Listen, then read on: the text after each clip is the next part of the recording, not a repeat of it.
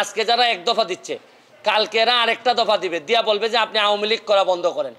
এই দেশে কেউ আওয়ামী লীগ করতে পারবে না। আমি যদি আজকে খালি সরকারের বিরুদ্ধে বলি, কালকে থেকেই সবাই বলবে যে সুমনকে আমরা প্রাইম মিনিস্টার দেখতে চাই, প্রধানমন্ত্রী দেখতে চাই। তা আমি তো ওই প্রধানমন্ত্রী আর লোভে আসি না, এখানে সস্তা জনপ্রিয়তার জন্য এখানে ভাইরাল হইতে আসি নাই। এরা একটার পর একটা দফা তো আপনি যদি সব সারেন্ডার করে মেনে নেন, তাহলে আমরা যাব কোথায়? আমি তো কোনো সংঘাত চাই না। যারা ফেসবুকে প্রোফাইল যারা লাল করছেন, আমি তাদের উদ্দেশ্যে বলতে চাই, আমি ততটুকু পর্যন্ত লাল যতটুকু পর্যন্ত আপনারা যৌক্তিক দাবি, কোটা সংস্কার ছিল, যৌক্তিক দাবি, বিচারের দাবি ছিল, ততটুকু পর্যন্ত আমিও আপনাদের সাথে লাল ছিলাম। কিন্তু যখন আপনারা আমার নেত্রী জননেত্রী শেখ হাসিনার পদত্যাগ দাবি করতেছেন এবং ধ্বংসলীলায় মেতে উঠেছেন, তখন আমি যেমন আপনাদের যেমন আমার নেত্রীর বিরোধিতা করার অধিকার আছে, আমারও আমার নেত্রীর পক্ষে দাঁড়ানোর অধিকার আছে। আমি এই সস্তা জনপ্রিয়তার জন্য এখানে ভাইরাল হইতে আসি নাই। আমি জানি যে এখন দেখা যাচ্ছে যে এমন একটা অবস্থা যে আপনি ফেসবুকটা এমন, যেমন ধরেন আমার মাননীয় প্রধানমন্ত্রী বলতেন যে আমি ফেসবুক এমপি। আমি যদি ফেসবুক এমপি হিসেবে চিন্তা করতাম, তাহলে ফেসবুকে তো এখন পুরাটাই দখল করে রাখছে হচ্ছে গিয়ে এই জামাতের লোকজন সবচেয়ে বেশি দখল করে আছে।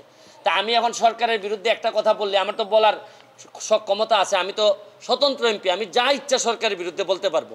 তা আমি তো একেবারে এখন তো আমি মানবতাবাদী, শুধু মানবতাবাদী না। দেখতেন আমি যদি আজকে খালি সরকারের বিরুদ্ধে বলি, কালকে থেকেই সবাই বলবে যে সুমনকে আমরা প্রাইম মিনিস্টার দেখতে চাই, প্রধানমন্ত্রী দেখতে চাই।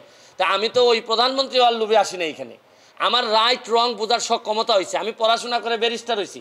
আপনারা বলতে পারেন যে আমার পড়াশোনা খুবই খারাপ, মান খুবই খারাপ, কিন্তু এইটা আমি আপনাদেরকে জিজ্ঞেস করতে চাই, প্রধানমন্ত্রীরা আপনারা এই রিজাইন করাবেন, সরকার পতন করাবেন, পতন করায় আপনাদের আন্দোলন তো এখন পুরাটাই হচ্ছে গিয়ে জামাত শিবির আর বিএনপির দখলে চলে গেছে। তাইলে আপনারা জামাতকে আবার ক্ষমতায় আনবেন, তারেক জিয়ারে আবার ক্ষমতায় নিয়ে আসবেন যিনি দ্বন্দ্বপ্রাপ্ত। তাইলে আপনারা যদি এইগুলো আনেন, তাহলে আজকে আপনারা এক দফা চাচ্ছেন। এক দফায় কি মনে করলাম যে আপনাদের এক দফায় আমি মেনে নিলাম, মাননীয় প্রধানমন্ত্রীকে বললাম যে আপনি কি করেন, পদত্যাগ করেন, ছাত্ররা মারা যাচ্ছে, এই না আমরা বললাম তারে, স্বতন্ত্র এমপি হিসাবে আমি তারে বললাম। আজকে যারা এক দফা দিচ্ছে কালকে এরা আরেকটা দফা দিবে, দিয়া বলবে যে আপনি আওয়ামী লীগ করা বন্ধ করেন। এই দেশে কেউ আওয়ামী লীগ করতে পারবে না। 2 দিন পরে বলবে যে এই দেশে মুক্তিযুদ্ধের চেতনা থাকবে না। এরা একটার পর একটা দফা তো আপনি যদি সব সারেন্ডার করে মেনে নেন, তাহলে আমরা যাব কোথায়? আমি তো কোনো সংঘাত চাই না। আমি তো কোনো ধরনের সংঘাত, একটা প্রাণহানিরও আমি কোনোভাবেই পক্ষে না। যতগুলা ছাত্র মারা গেছে তাদের প্রতিটা ছাত্রের আত্মার মাগফিরাত কামনা করা এবং বিচারের ব্যবস্থা করার জন্য আমি সবচেয়ে, শুনেন, এখন হয়েছে কি, দুর্নীতির বিরুদ্ধে যুদ্ধ তো নাই, এখন তো নতুন আরেক যুদ্ধ তৈরি হয়েছে। দুর্নীতির বিরুদ্ধে যুদ্ধ শেষ, দুর্নীতিবাজরা তো যে যার মতো করে সেফ আছে। অনেক দুর্নীতিবাজ হয়তো দেশ ছেড়ে দিবে, এদের তো কোনো ঝামেলা নাই। মরবে হচ্ছে গিয়ে যে যারা এই না দুর্নীতি করছে, না এরা এই যে সহজ সরল জীবনযাপন চাইছে, তারাই এখন বিপদগ্রস্ত বেশি।